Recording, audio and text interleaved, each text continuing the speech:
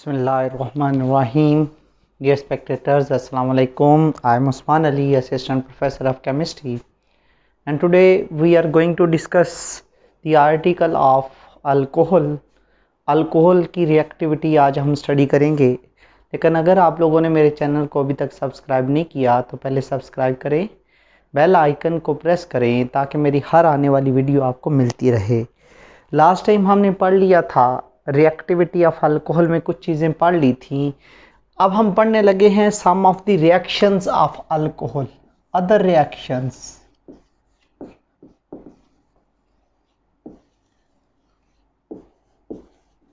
तो अल्कोहल के कौन कौन से ऐसे रिएक्शंस हैं जो कि पॉसिबल होते हैं, जो मुमकिन होते हैं। What are the different types of the reactions of alcohol. तो उनमें सबसे पहले जो हम रिएक्शन पढ़ेंगे that is called as dehydration of alcohol.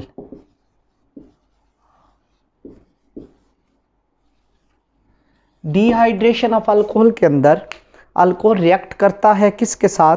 Alcohol will react with ethyl alcohol will react with sulphuric acid under different conditions. For example, अगर आपके पास ethyl alcohol का एक ही मॉलिक्यूल है और कंडीशन आपने रखी हुई है 140 डिग्री सेंटीग्रेड या 180 डिग्री सेंटीग्रेड 180 डिग्री सेंटीग्रेड पे in the presence of H2SO4 sulphuric acid की मौजूदगी में, तो क्या होगा? इसकी डिहाइड्रेशन होती है, रिमूवल ऑफ वाटर होता है। इसमें से OH, तो अगले में से क्या निकल जाता है? इसमें से एक H निकल जाता है। H और OH मिलकर क्या बना देते हैं? वाटर। और अल्फा और बीटा कार्बन में बॉन्ड क्या हो जाता है? डबल। क्या प्रोड्यूस हो जाता है? Ethene. It will produce ethene. And reaction of ethyl alcohol, ethanol का हुआ है, इथीन प्रोड्यूस हुआ है, साथ वाटर रिमूव हो गया है। यही अगर टेम्परेचर डियर स्टूडेंट्स हो 180 की बजाय 140 डिग्री सेंटीग्रेड हो, तो फिर इसके दो मॉलिक्यूल रिएक्ट करते हैं। CH2 CH3 टेम्परेचर हो 140 degree centigrade in the presence of H2SO4 sulphuric acid की मौजूदगी में, तो क्या होगा? एक से H और दूसरे से OH निकल जाएगा, वाटर ही बनेगा। और साथ में ये CH3 CH2, आगे फिर ये वाला O लगा होगा, आगे CH2 CH3 और साथ क्या बनेगा? वाटर। इसको हम बोलेंगे that product is called as di ethyl ether. Di ethyl ether produce हो जाता है। डियर स्टूडेंट्स, इससे रिलेटेड एक क्वेश्चन है एक्सरसाइज के अंदर कि justify ethanol give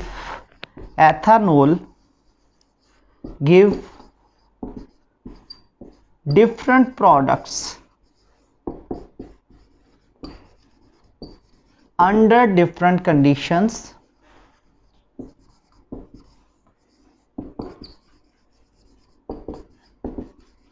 when react with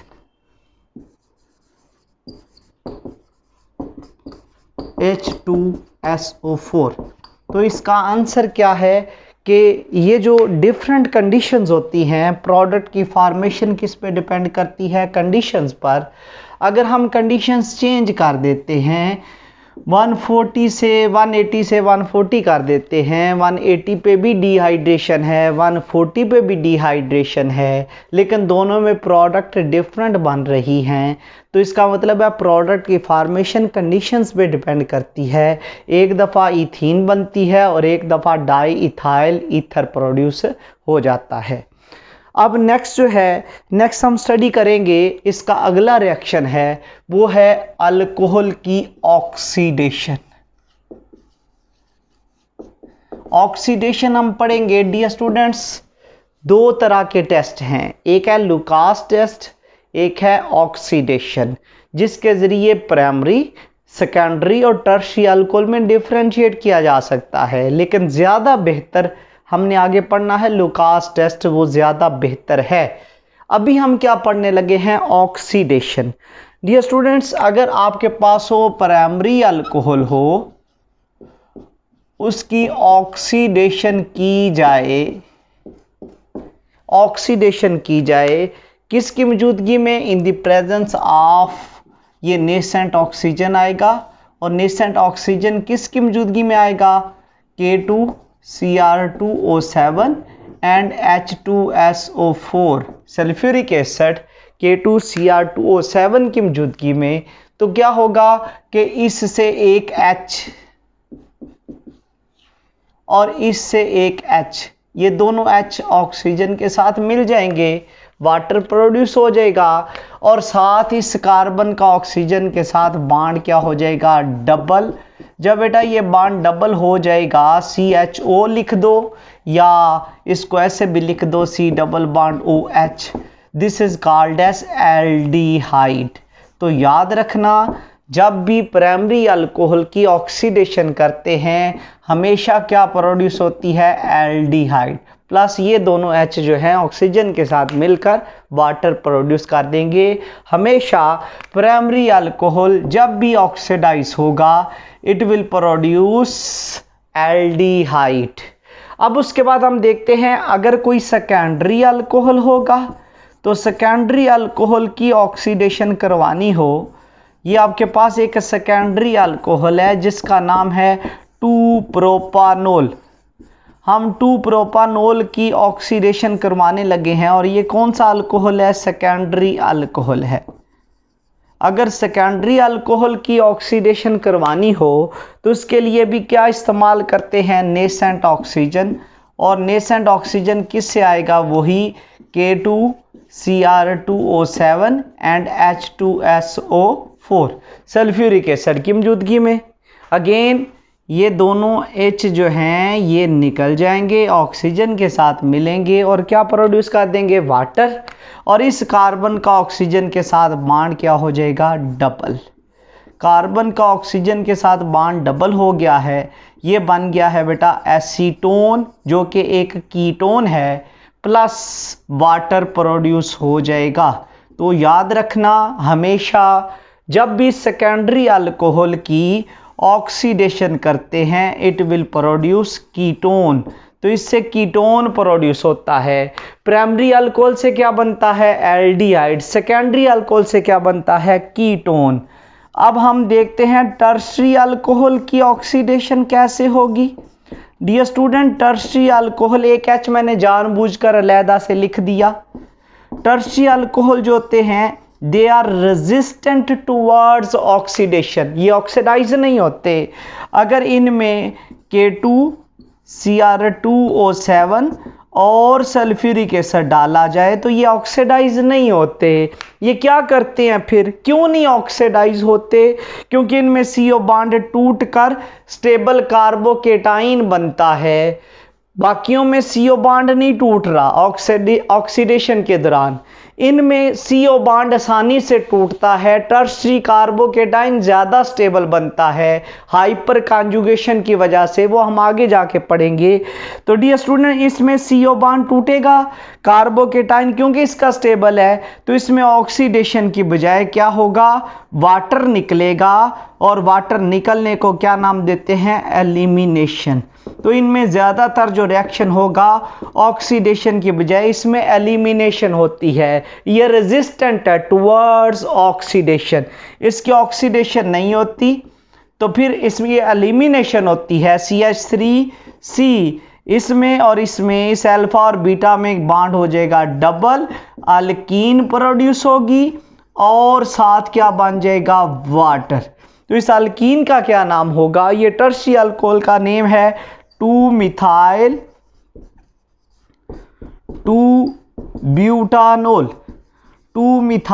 2-ब्यूटानोल, और ये जो प्रोडक्ट बनी है इसका नाम है 2-मिथाइल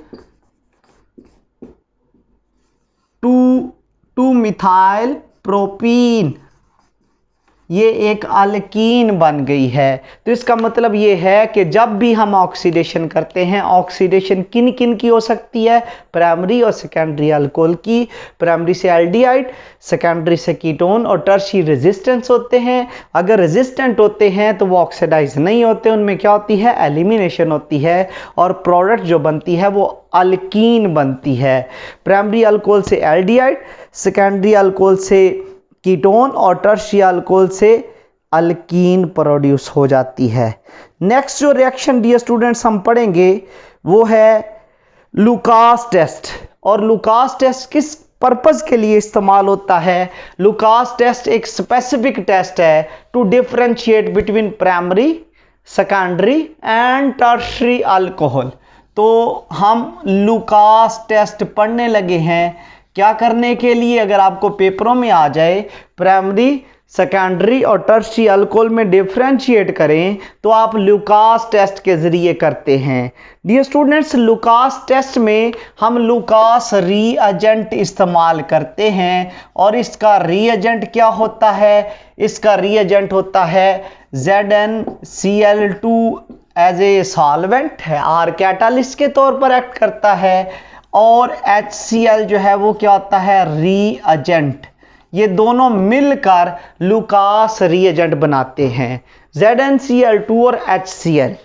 अब इसको अगर यूज किया जाए, अगर आपके पास हो टर्शियरी अल्कोहल, ये एक टर्शियरी अल्कोहल है और टर्शियरी अल्कोहल के पास हम लुकास रीएजेंट लेकर आते हैं in the presence of ZnCl2, तो क्या प्रोड्यूस होगा? नंबर 1, ये वाटर बनाएगा। हमें पता है इसका कार्बोकेटाइन ज्यादा स्टेबल है, तो ज्यादा स्टेबल होने की वजह से वाटर तो बनेगा, साथ प्रोडक्ट भी बनेगी, टर्शियरी अल्काइल हैलाइड बन जाएगा, टर्शियरी अल्काइल हैलाइड, और प्लस क्या बनेगा, वाटर।